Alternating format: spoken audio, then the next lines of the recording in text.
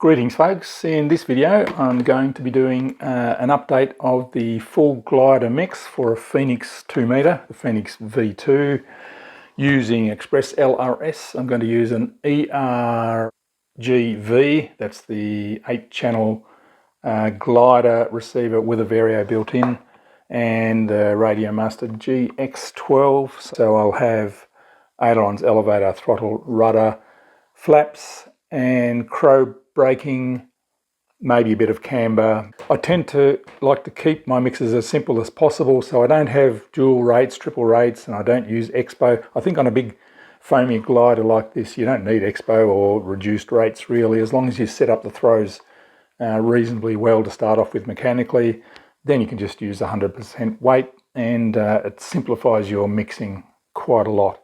So to start off with, on the ailerons I have the push rod connected to the third hole, so that's 1, 2, 3 holes in, and the outer hole on the control horn, and that's sort of reducing the throws to a reasonable amount. I'll show you the actual amounts in a minute.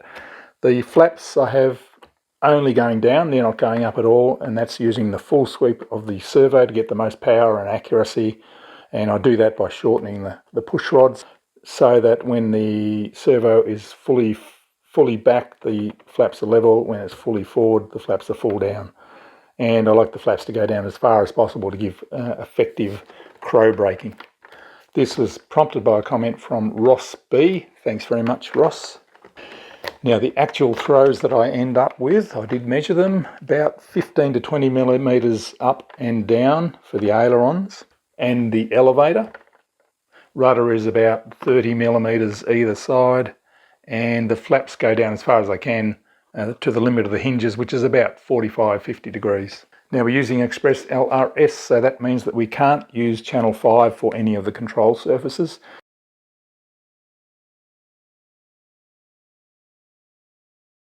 That's a safety feature with Express ELRS. You must have channel 5 reserved for arming the receiver, or channel 5 has to be above 1500 while you're flying for safety reasons. Non-negotiable, you can't use channel 5. That doesn't mean that you can't use the 5th pin set here. You can remap the pins on here to be other channels, and if you do want the full 8 channels, then I would remap channel 9, say, to the number 5 pins there. But with my setup we won't need to do that. We'll just won't use the channel 5 pins as they are. I tend to not use the input screen if I can get away with it. I think that just adds another level of confusion for me. At least I prefer to just mix with the raw stick inputs. I will use the input screen if I want expo, multiple rates and differential on the ailerons, but that's a pretty rare situation, and with this glider I don't think you need expo and dual rates. Now for the connections, I have left aileron going into channel 1. Ailerons can't be on a Y lead, they have to be in separate channels.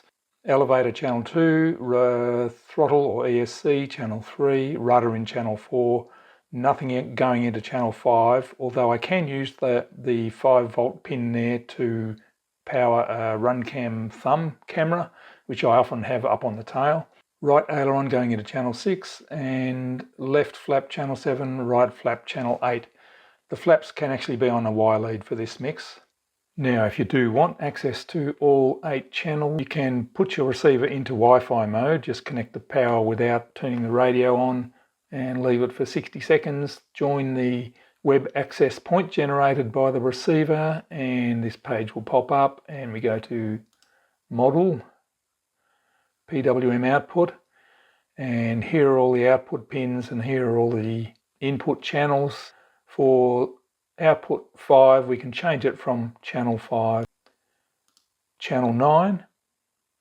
That means channel 5 is actually just in the radio, it's not actually coming out to the receiver, and we have all 8 channels available to us. Now we need to set up some parameters for the receiver using the Express ELRS Lua script, and we need to choose a packet rate that's suitable for fixed wing, and that is 100 full. That's the usual fixed wing packet rate, or 333 full if you have high speed digital servos, but 100 full is the usual selection for me. And that gives us access to full resolution 16 channels, and you choose switch mode 8, 12 or 16. 16 gives you all 16 channels at full resolution. So there are our standard fixed wing setup selections. So now we can start with some mixing, and we'll cruise across inputs. I've removed all the inputs. I don't want to use inputs at this stage. I've also removed all the mixes so I can do it all myself, and I'm just going to slot in the mixes as I need. 100% ailerons on channel 1 and 6.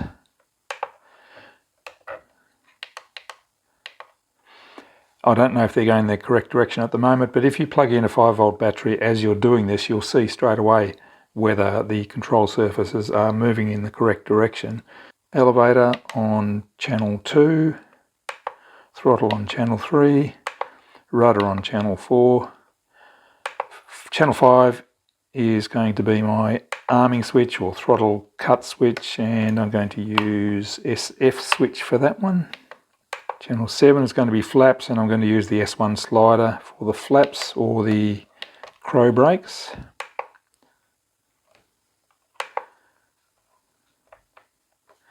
So that's all the basics are done. I just have to go through and make sure that everything is going in the correct direction. I think elevator was the wrong way around as well. So now I want to do the crow braking part of it, and what I want to do is make the ailerons go up a little bit when the S1 slider is going down and bringing the flaps down. So I'll insert another row here, edit that, and from memory I liked about 40, and the input will be the S1 slider. So now the ailerons are operated by the aileron stick and the S1 pot as well. And what I also like to do is limit that to just the lower part of the action of the S1 slider. That means that I don't have to add any offset to the ailerons that this mix would introduce. So I'll copy that line down to the other aileron. And of course I'll have to check which direction that is and whether it's enough and whether it's working correctly.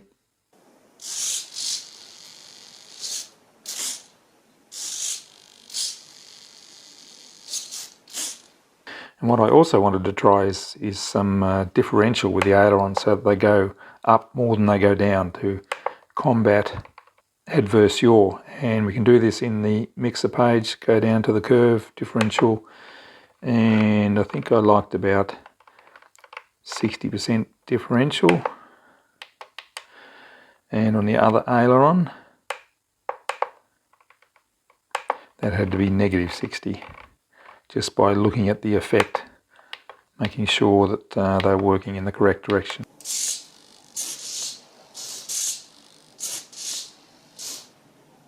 So this is the mix I ended up with. Channel 1, ailerons with differential and crow braking via the S1, elevator, throttle, rudder, arming, and the other aileron, and the 2 flaps, and that's the basic mix. Now when we deploy the crow braking, it is likely that the plane will pitch up a bit, so we can add some elevator compensation, and for that we'll go to channel 2, insert a line after, choose the crow braking control, S1, drop the weight right down. We only need about 10% at the most. We have to fly and try that to see what actual amount you need. And we'll need to add some offset too to bring the elevator back to level. Get rid of the trim. Have a look at that in the outputs. So deploying the crow braking, and you can see the elevator goes down a little bit. That's going up and dropping down a little bit. What I would also do is go over to special functions and the channel 5 arming switch. I would make that the throttle cut switch as well, so that would be special function. Choose the switch, override channel 3, and the override value as -100 and make sure it's ticked, and that will enable the throttle and put channel 5 above 1500, which is what we need for Express ELRS. And now we'll add some camber on a switch. We'll add 2 positions of camber. That's sort of dropping the ailerons and the flaps down a couple of millimeters to give extra lift if you ever need it.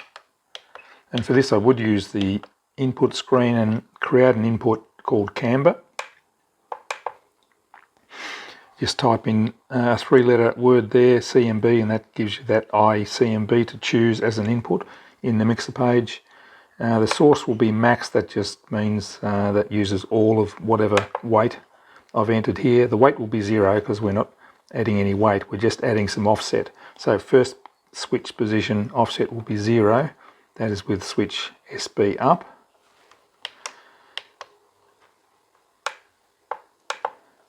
And next position is 10 offset with the switch in the middle position, SB dash.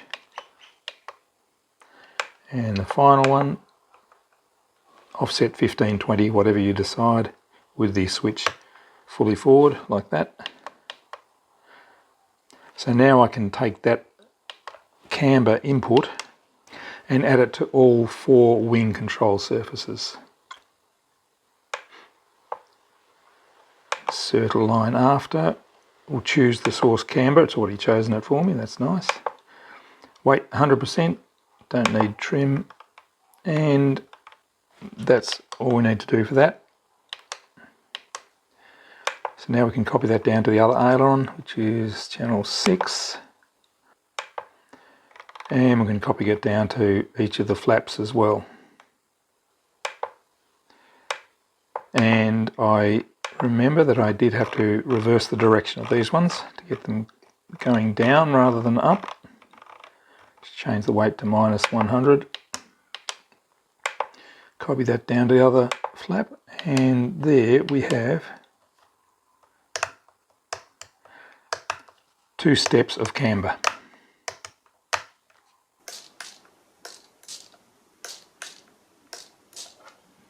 So we've got ailerons and they're going up more than down. Elevator, rudder, throttle, and crow brakes with flaps halfway down, flaps all the way down, and ailerons up a little bit. Because I've introduced some differential, I probably won't need rudder mixing, so I'll leave it at that at the moment. And finally, setting up the Vario.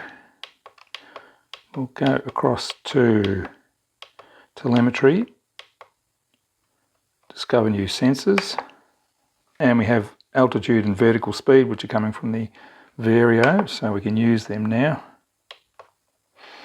And we need to set up a switch to activate the Vario. Let's have this switch here. So top position will be quiet, middle position will be Vario. Vario, there we go, and tick. And front position will be play value, and we'll choose altitude. And you can choose to have that reading out every second, every 2 seconds, whatever you want, maybe every 5 seconds. 0.8 meters. So that's all working. And under telemetry and the Vario section, we need to tell it which sensor we're using, vertical speed, and we can choose tone or silent for the middle section, for the center section of lift or sink. 1.1 meters. So there you go, there's an updated glider setup, a hybrid full house setup, I guess, using Express ELRS and the GX12 and the ER8GV receiver. Thanks for watching, see you in the next video.